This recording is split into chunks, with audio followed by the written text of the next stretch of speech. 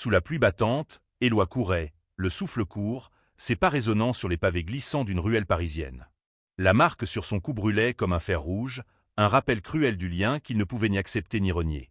Adrien, son ami d'enfance, son alpha, l'avait mordu, et avec cette morsure, il avait scellé un destin qu'Éloi n'était pas prêt à embrasser. La nuit précédente, dans l'appartement exigu d'Adrien à Montmartre, tout avait basculé. Ils s'étaient disputés, comme toujours, leurs mots acérés masquant une tension plus profonde, un désir qu'aucun des deux n'osait nommer. Éloi, 25 ans, graphiste freelance au tempérament rêveur, avait grandi aux côtés d'Adrien, l'alpha charismatique de 27 ans, désormais pompier dans le 18e arrondissement. Leur amitié, tissée dans les ruelles de leur enfance à Belleville, avait toujours été un refuge. Mais ce soir-là, sous l'éclat d'une lune pleine, Adrien avait perdu le contrôle. Ses yeux, d'un noir profond, s'étaient voilés d'une lueur sauvage, et avant qu'Éloi ne puisse réagir, les crocs d'Adrien s'étaient enfoncés dans sa chair. « Pourquoi, Adrien » avait murmuré Éloi, la voix tremblante, en pressant sa main contre la morsure. Adrien, encore haletant, avait reculé, horrifié par son propre geste. « Je ne voulais pas, Éloi. Je te jure, je ne voulais pas, mais les mots ne pouvaient effacer la réalité. Une morsure d'alpha liée pour toujours. Dans leur société, où les alphas, bêta et oméga coexistaient sous des règles strictes, ce geste était une promesse, une revendication. Et pour Éloi, c'était une chaîne. Il s'arrêta sous un lampadaire, le souffle court, la pluie collant ses cheveux châtains sur son front. La marque pulsait, comme si elle cherchait à le ramener à Adrien. Mais Éloi refusait ce destin. Il n'était pas un oméga docile, prêt à se plier aux instincts d'un alpha, même s'il s'agissait d'Adrien, surtout s'il s'agissait d'Adrien. Leur lien, aussi fort soit-il, ne pouvait pas effacer les années de silence, les regards volés, les mots jamais dits. Il devait trouver une solution. Il devait trouver un médecin. Dans les bas-fonds de Paris, on parlait à voix basse de ceux qui pouvaient briser un lien d'alpha. Des médecins clandestins, opérant dans l'ombre, capables d'effacer une morsure au prix de sacrifices inimaginables. Éloi avait entendu parler d'un certain docteur, Lemoine, un homme discret qui exerçait dans une clinique abandonnée près du canal Saint-Martin. Les rumeurs disaient qu'il demandait plus que de l'argent, des secrets, des faveurs, parfois une part de l'âme de ses patients. Éloi n'avait pas le choix. Il devait essayer. La clinique était un bâtiment décrépit, ses fenêtres condamnées par des planches. Éloi frappa à la porte, son cœur battant à tout rompre. Une femme d'une trentaine d'années, Camille, ouvrit. Ses cheveux roux étaient attachés en un chignon désordonné, et ses yeux perçants semblaient lire en lui comme dans un livre ouvert. « Vous êtes là pour le moine ?» demanda-t-elle, sa voix basse et méfiante. Éloi hocha la tête, incapable de parler. Elle le guida à travers un couloir sombre, où l'odeur de désinfectant se mêlait à celle de la moisissure. Le docteur. Le moine était un homme d'âge mûr, mince, avec des lunettes rondes qui donnaient à son regard une intensité inquiétante. « Montrez-moi la morsure, » dit-il sans préambule. Éloi écarta son col, révélant la marque rougeoyante. Le moine l'examina, ses doigts froids effleurant la peau d'Éloi. Une morsure récente. Fraîche. L'alpha est puissant, n'est-ce pas? Éloi déglutit, pensant à Adrien, à ses épaules larges, à son rire grave, à la façon dont il avait toujours protégé, même quand ils étaient enfants. Oui, murmura-t-il. Effacer une morsure, c'est possible, dit le moine, son ton clinique contrastant avec la gravité de ses mots. Mais cela a un prix. Pas seulement de l'argent. Une morsure lie deux âmes. En la brisant, vous perdrez une part de vous-même. Êtes-vous prêt à cela?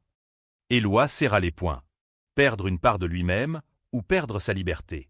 Le choix était insupportable, mais il n'avait pas d'autre issue. Faites-le, dit-il, la voix brisée. Camille, qui observait depuis l'ombre, s'avança. Attendez.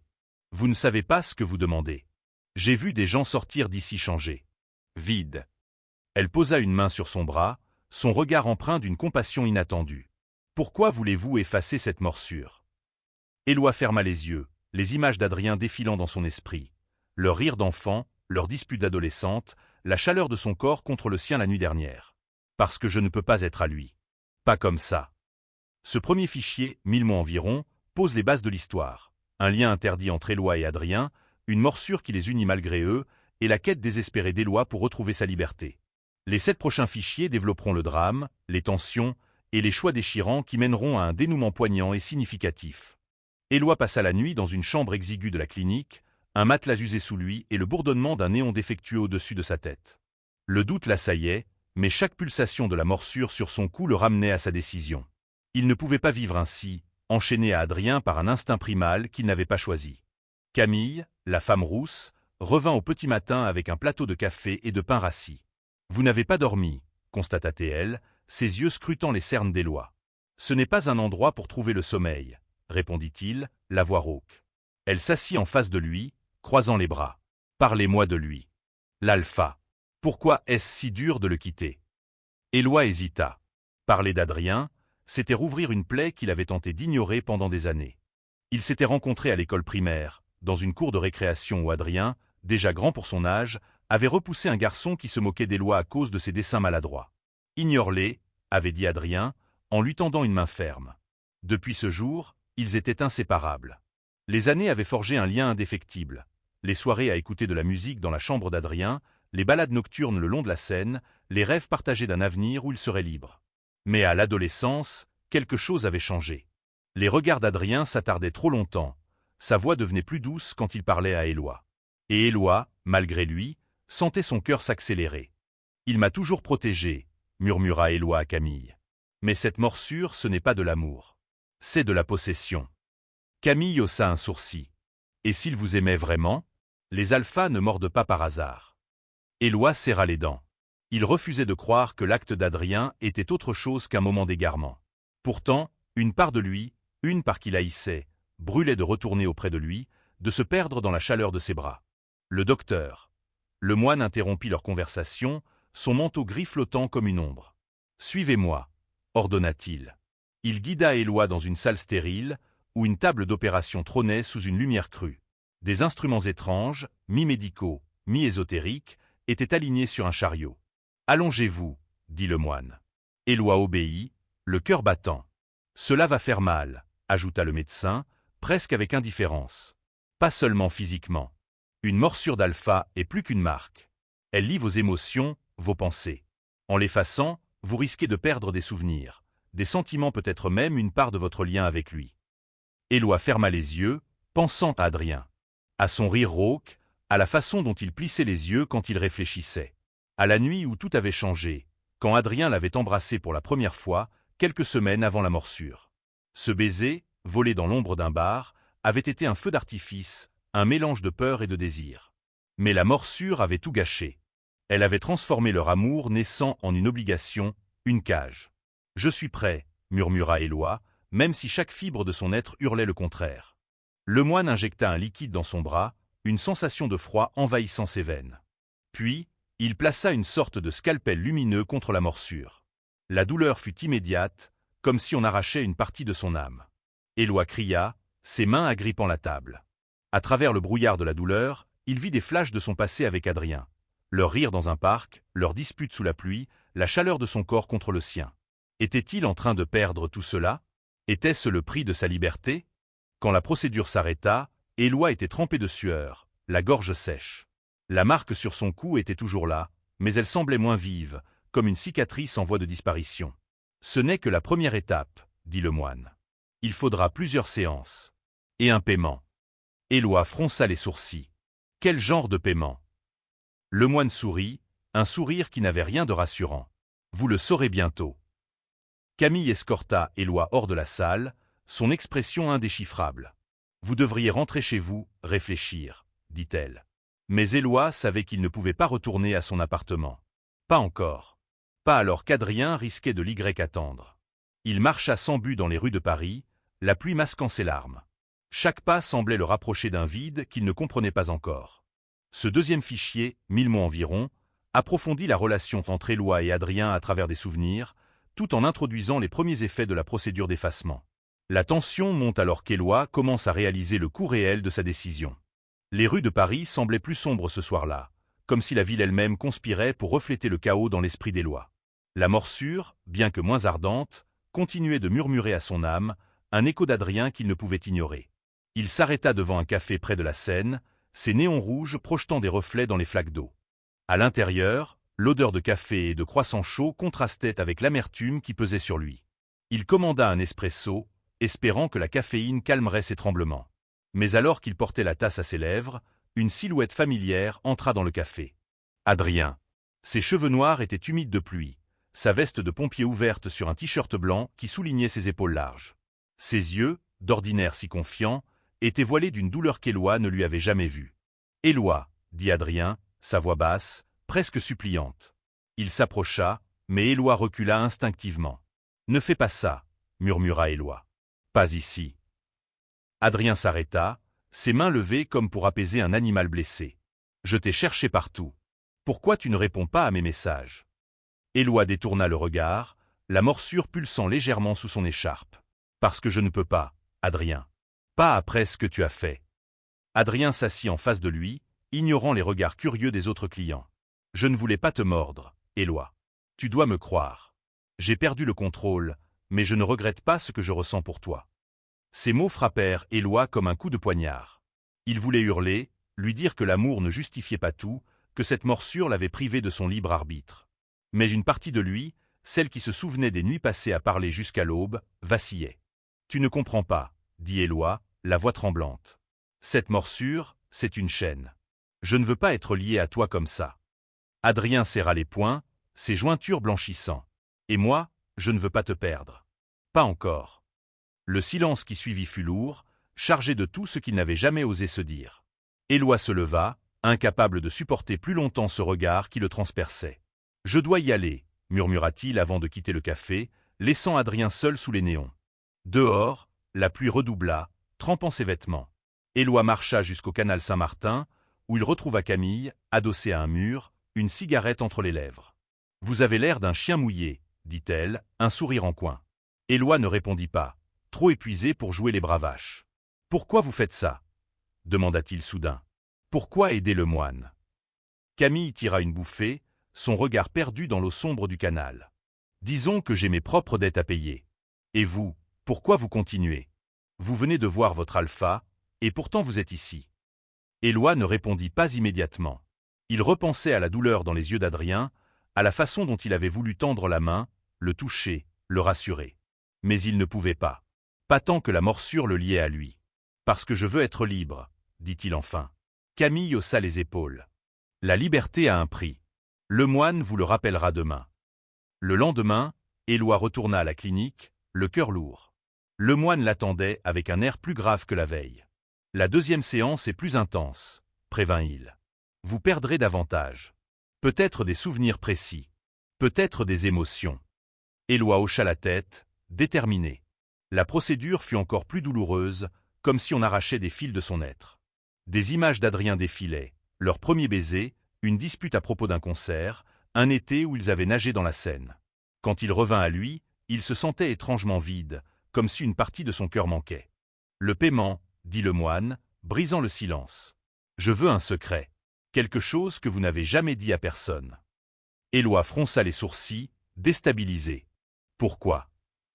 Le moine ajusta ses lunettes, son regard perçant. « Parce que les secrets ont du pouvoir. Et j'en ai besoin pour ce que je fais. » Éloi réfléchit, le souffle court. Puis, d'une voix tremblante, il murmura « J'ai toujours aimé Adrien. Depuis qu'on était enfant.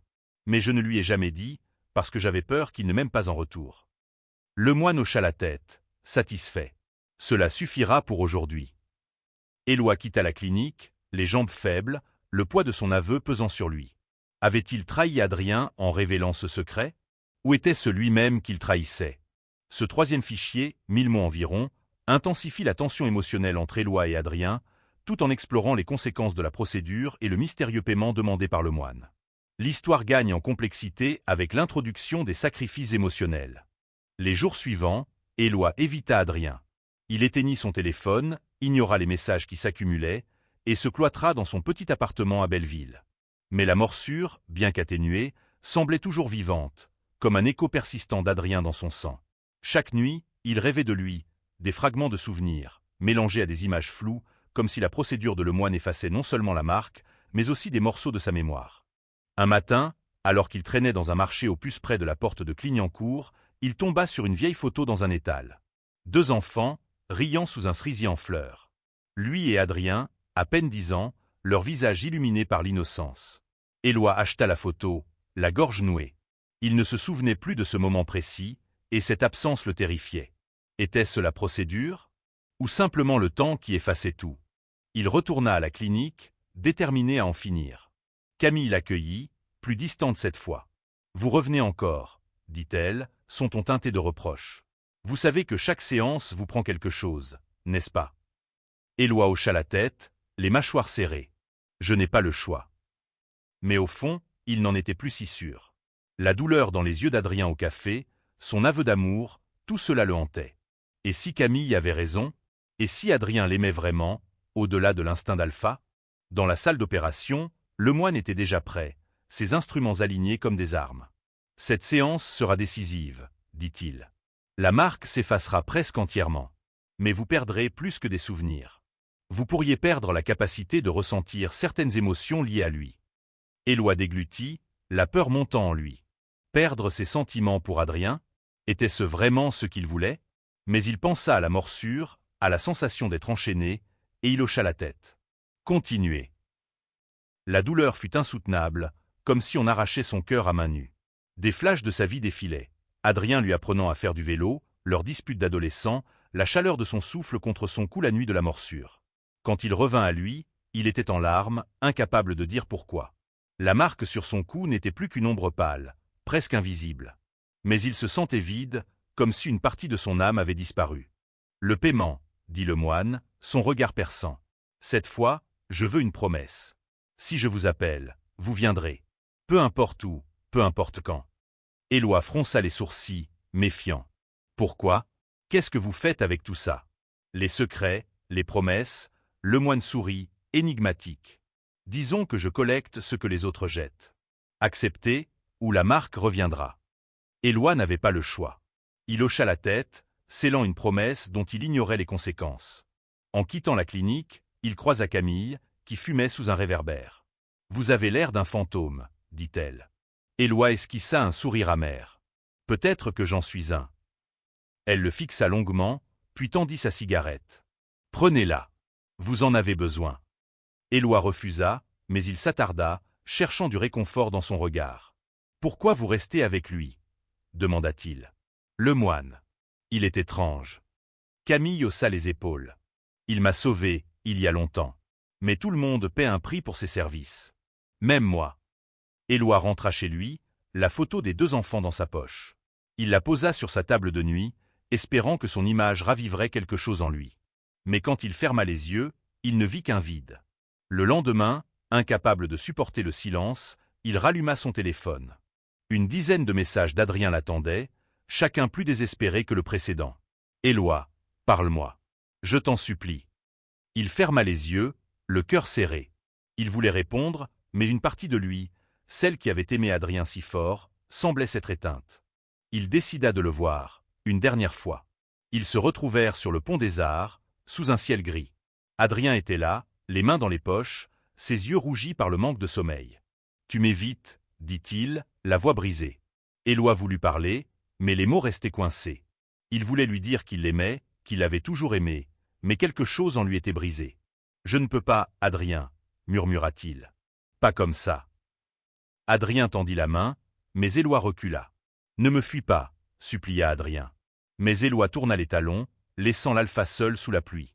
Ce 4e fichier, 1000 mots environ, montre Éloi confronté à la perte progressive de ses souvenirs et émotions, tandis que la procédure de Lemoine prend un tour plus sombre. La rencontre avec Adrien intensifie le drame, soulignant le conflit entre amour et liberté. Éloi passa les jours suivants dans un brouillard.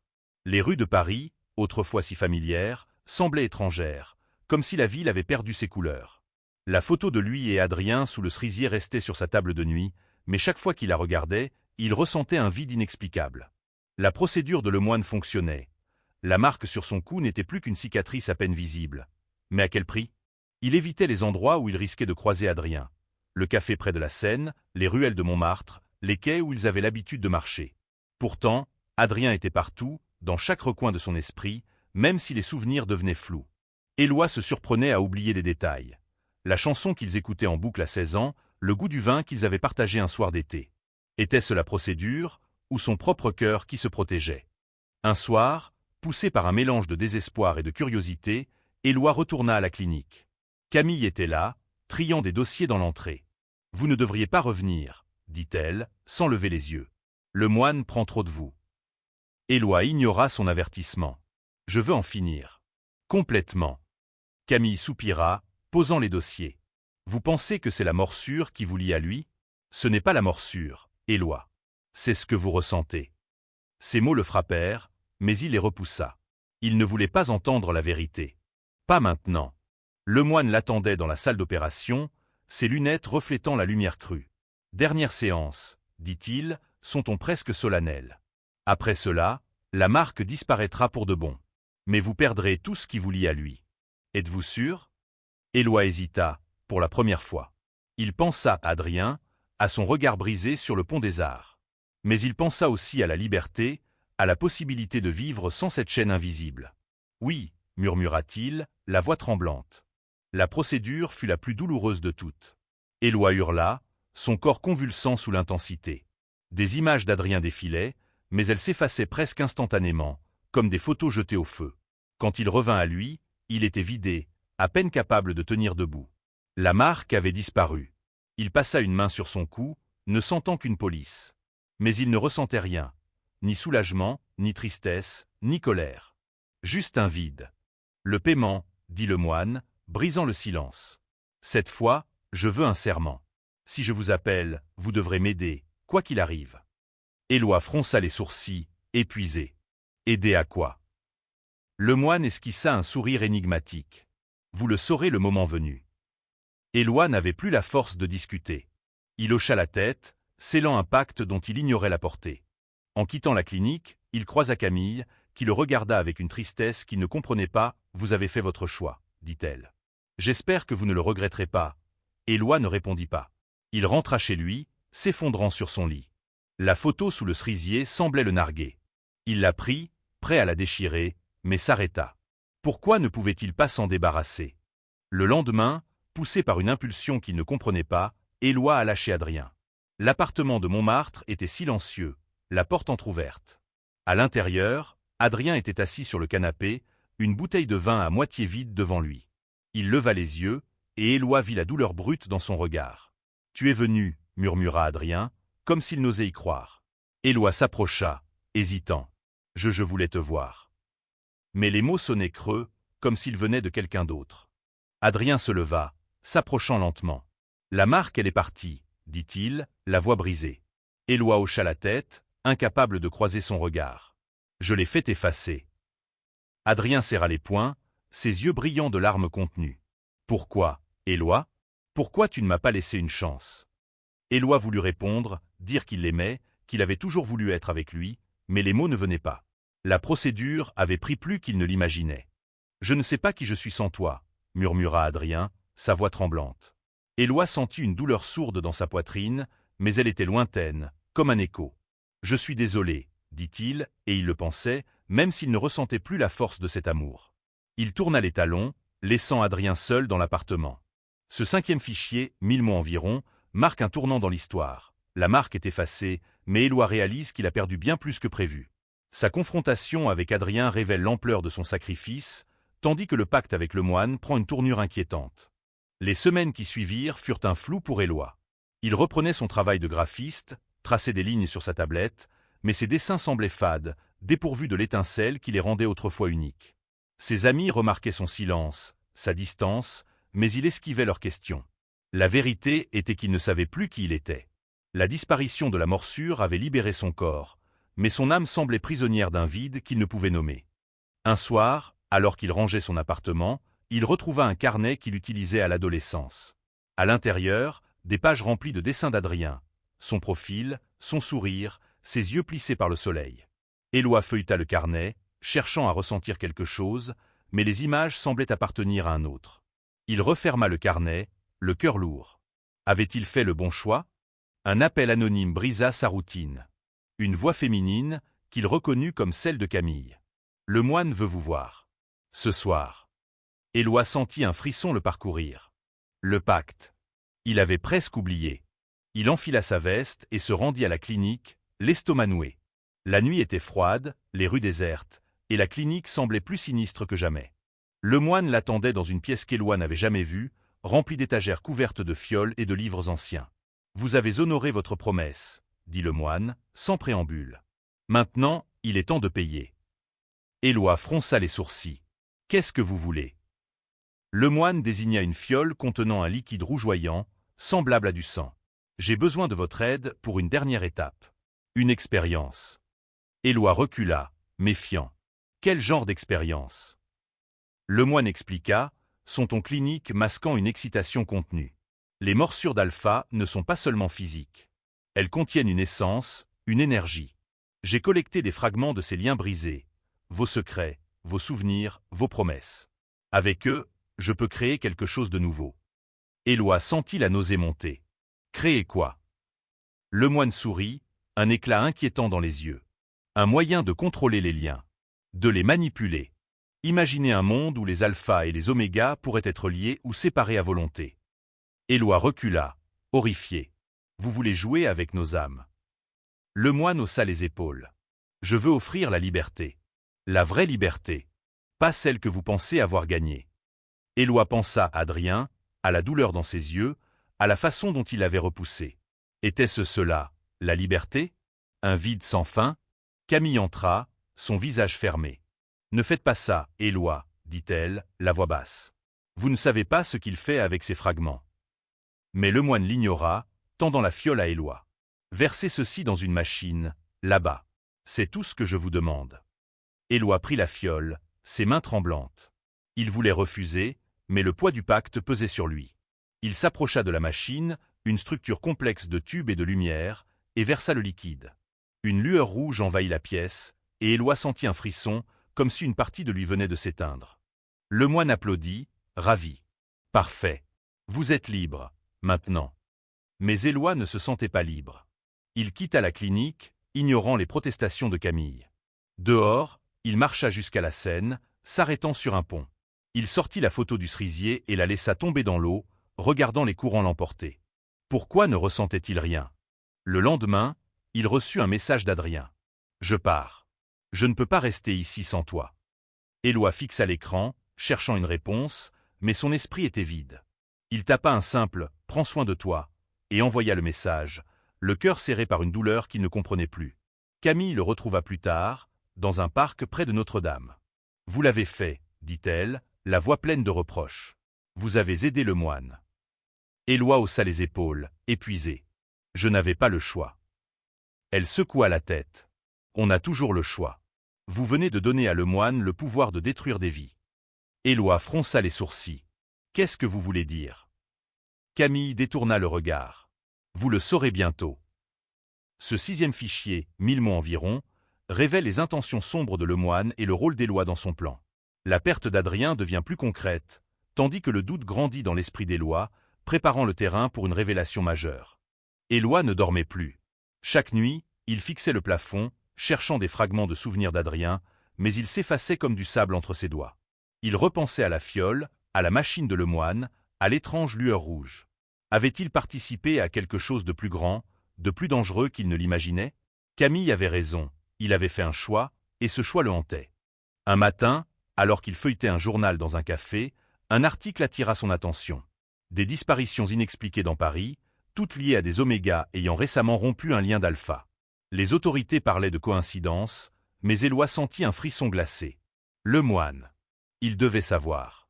Il retourna à la clinique, mais elle était déserte. Les fenêtres étaient brisées, les couloirs vides. Seule une note, griffonnée à la hâte, était posée sur la table d'opération. « Vous avez joué votre rôle. Merci. » Éloi sentit la panique monter. Il chercha Camille, mais elle aussi avait disparu. Désespéré, il fouilla la clinique, trouvant un dossier caché sous une planche. À l'intérieur, des noms, des dates et des descriptions de procédures similaires à la sienne. Chaque patient avait payé un prix, secret, promesse, serment, et beaucoup avaient disparu. Éloi comprit alors l'ampleur de ce qu'il avait fait. Le moine utilisait les fragments de liens brisés pour alimenter une expérience, quelque chose qui manipulait les instincts des alphas et des omégas. Éloi avait donné à le moine une partie de son lien avec Adrien, et maintenant, d'autres souffraient. La culpabilité le frappa de plein fouet, réveillant une douleur qu'il pensait avoir perdue. Il devait retrouver Adrien. Il ne savait pas pourquoi, mais une urgence le poussait, comme si son cœur, malgré tout, se souvenait encore. Il se rendit à la caserne de pompiers où Adrien travaillait, mais ses collègues dirent qu'il avait pris un congé et quitté Paris. Éloi fouilla son appartement, trouvant une lettre adressée à lui, non envoyée. Éloi, je t'aime. Je t'ai toujours aimé. Si tu lis ceci, c'est que j'ai échoué à te le prouver. Je pars pour Marseille. Peut-être qu'un jour, tu me pardonneras. Éloi serra la lettre, les larmes coulant malgré le vide en lui. Il prit le premier train pour Marseille, déterminé à retrouver Adrien, à réparer ce qu'il avait brisé. Le voyage fut long, chaque kilomètre ravivant des bribes de souvenirs. À Marseille, il chercha Adrien dans les bars du Vieux-Port, dans les casernes, dans les rues animées. Enfin, il le trouva, assis sur un banc face à la mer, le regard perdu dans l'horizon. « Adrien » murmura Éloi, la voix brisée. Adrien se tourna, ses yeux s'écarquillant. « Éloi, qu'est-ce que tu fais ici » Éloi s'approcha, hésitant. « J'ai fait une erreur. Je ne sais pas si je peux encore ressentir ce que je ressentais avant, mais je sais que je ne veux pas te perdre. » Adrien se leva, ses mains tremblantes. « Tu m'as repoussé, Éloi. Tu as effacé ce qu'on avait. » Éloi baissa les yeux, la lettre froissée dans sa poche. « Je sais, mais je veux essayer. » Adrien le regarda longtemps, puis tendit la main, effleurant la joue d'Éloi. « Tu es sûr ?» Éloi hocha la tête, même s'il n'était sûr de rien. Ils restèrent là, face à la mer, leur silence disant plus que leurs mots. Pour la première fois depuis des semaines, Éloi sentit une étincelle, faible mais réelle, dans son cœur. Mais la paix fut de courte durée. Un message de Camille arriva sur son téléphone. « Le moine est à Marseille. Il vous cherche. Fuyez. » Éloi sentit un frisson le parcourir. Il montra le message à Adrien, qui serra les dents. « Qui est le moine » demanda-t-il. Éloi expliqua tout, la clinique, les procédures, l'expérience. Adrien l'écouta, son visage s'assombrissant. « Tu as donné une partie de nous à cet homme. » Éloi baissa les yeux, honteux. « Je ne savais pas. » Adrien prit sa main, sa poigne ferme. « On va le trouver. Ensemble. » Éloi hocha la tête, une lueur de détermination dans les yeux. Il n'était plus lié par la morsure, mais peut-être, juste peut-être, pouvait-il se choisir librement. Ce 7e fichier, 1000 mots environ, révèle les conséquences des actions de Lemoine et marque un tournant dans la quête d'Éloi pour retrouver Adrien. Leur réunion fragile pose les bases d'un final dramatique. Marseille brillait sous le soleil méditerranéen, mais pour Éloi et Adrien, l'ombre de Lemoine planait comme un nuage noir. Ils s'installèrent dans un petit hôtel près du Vieux-Port, partageant une chambre exiguë où chaque regard, chaque silence, était chargé de tension. Éloi voulait parler, expliquer, mais les mots lui manquaient. Adrien, lui, restait prudent, comme s'il craignait de briser ce qu'il tentait de reconstruire. Camille les retrouva dans un café discret, ses cheveux roux cachés sous un foulard. « Le moine est ici » murmura-t-elle, jetant des regards nerveux autour d'elle. Il a perfectionné son expérience. Il peut manipuler les liens, forcer des connexions, ou les briser complètement. Éloi sentit son estomac se nouer. Et ceux qui ont disparu? Camille baissa les yeux. Il les utilise. Leurs émotions, leurs souvenirs, alimentent sa machine. Adrien serra les poings. Pourquoi personne ne l'arrête? Camille haussa les épaules. Il a des protecteurs. Des gens puissants qui veulent son pouvoir. Éloi pensa au dossier qu'il avait trouvé, aux noms rayés, aux vies détruites. On doit l'arrêter, dit-il, la voix ferme. Adrien le regarda, surpris par sa détermination. Tu es sûr? Éloi hocha la tête. J'ai causé ça. Je dois réparer. Camille les guida vers un entrepôt abandonné près des docks, où le moine avait installé un nouveau laboratoire. L'endroit était gardé par 2 hommes, mais Adrien, avec son expérience de pompier, les neutralisa rapidement. À l'intérieur, ils trouvèrent le moine, penché sur une machine encore plus complexe que celle de Paris. Des fioles remplies de liquide rougeoyaient, et Éloi reconnut l'éclat de la sienne. « Vous êtes venu, » dit le moine, sans surprise. « Je savais que vous ne pourriez pas résister. » Éloi s'avança, la colère montant. « Qu'est-ce que vous faites avec tout ça ?» Le moine sourit, ajustant ses lunettes. « Je rends le monde meilleur. Les liens d'alpha et d'oméga sont des chaînes. Je les brise ou je les recrée, selon ce que l'on me paie. » Adrien grogna, prêt à bondir, mais Éloi le retint. « Et les gens qui disparaissent ?» demanda-t-il. Le moine haussa les épaules. « Des sacrifices nécessaires. » Camille, restée en retrait, s'avança soudain, un pistolet à la main. « Ça suffit, le moine. » Sa voix tremblait, mais son regard était dur. « J'ai payé ma dette. Vous ne détruirez plus personne. » Le moine éclata de rire, mais avant qu'il ne puisse répondre, Camille tira. La balle frôla son épaule, et il s'effondra, renversant une fiole. Une explosion de lumière rouge envahit la pièce, et Éloi sentit une vague d'émotions le submerger. Des souvenirs, des sentiments, tout ce qu'il avait perdu.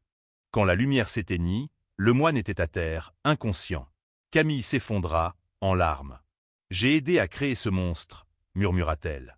Éloi s'agenouilla près d'elle, posant une main sur son épaule. « Vous nous avez aidés à l'arrêter. » Adrien détruisit la machine, brisant les fioles restantes. Les fragments de liens, d'âme, s'évanouirent dans l'air. Ils laissèrent le moine aux autorités, anonymement, avec le dossier comme preuve. Camille disparut, promettant de commencer une nouvelle vie. Éloi et Adrien rentrèrent à Paris, main dans la main, mais leurs liens étaient différents. Sans la morsure, ils étaient libres de choisir, et ils choisirent de se battre pour leur amour, pas à pas. Des mois plus tard, ils marchaient le long de la Seine, sous un ciel étoilé. Éloi sentit la main d'Adrien dans la sienne, et pour la première fois, il sourit sans douleur. « Je t'aime », murmura-t-il, et les mots étaient vrais, libres, sans chaîne. Adrien l'embrassa, doucement, et Éloi sut qu'ils avaient trouvé leur propre chemin, un chemin qu'aucune morsure ne pouvait définir. Ce 8e fichier, 1000 mots environ, conclut l'histoire avec un affrontement dramatique contre le moine et une résolution émouvante. Éloi et Adrien choisissent leur amour, libres de toute contrainte, offrant une fin pleine d'espoir et de sens.